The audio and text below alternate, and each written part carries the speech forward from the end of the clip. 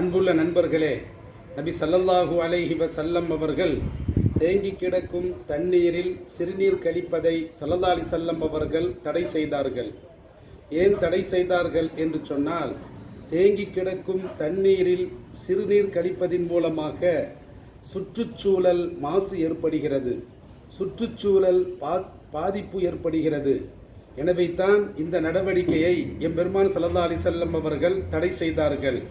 அப்போ சுற்றுச்சூழலை அதற்கு கேடாக விளைவிக்கக்கூடிய, மாசு ஏற்படுத்தக்கூடிய எந்த ஒரு செயலையும் நபி ஸல்லல்லாஹு அலைஹி வஸல்லம் அவர்கள் அனுமதித்தது கிடையாது.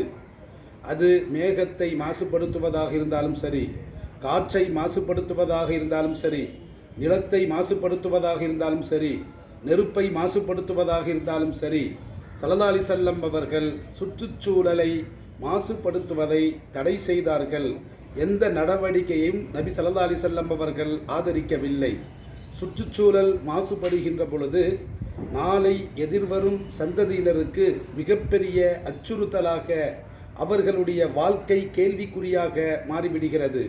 சுற்றுச்சூழலை நாம் மாசுபடுத்துகின்ற பொழுது தாவரங்கள் அழிந்து விடுகின்றன. அப்போ பல உயிரினங்கள் அழிந்து விடுகின்றன. எனவே தாவரங்கள் வாழ்வதற்கும் பல உயிரினங்கள் வாழ்வதற்கும் இயற்கையை நாம் பாதுகாக்க வேண்டும் என்று சொன்னால், சுற்றுச்சூழல் மாசுபடுவதை விட்டோம் நாம் அழகான முறையில் நடந்து கொள்ள வேண்டும். சுற்றுச்சூழலை பாதுகாக்க வேண்டும். சுற்றுச்சூழலை பாதுகாக்கின்ற பொழுது நோயில்லாத உலகத்தை நாம் அமைக்க முடிகிறது. சுற்றுச்சூழலை நாம் பாதுகாக்கின்ற பொழுது பொது சுகாதாரத்தை நம்மால் வலியுறுத்த முடிகிறது. எனவே தான் நபி ஸல்லல்லாஹு அலைஹி வஸல்லம் அவர்கள் சுற்றுச்சூழலுக்கு, அதனுடைய பாதுகாப்புக்கு அச்சுறுத்தலாக இருக்கக்கூடிய எந்த ஒரு நடவடிக்கையையும் நபி ஸல்லல்லாஹு அலைஹி வஸல்லம் அவர்கள் இந்த உலகத்தில் அனுமதி அளித்தது கிடையவே கிடையாது.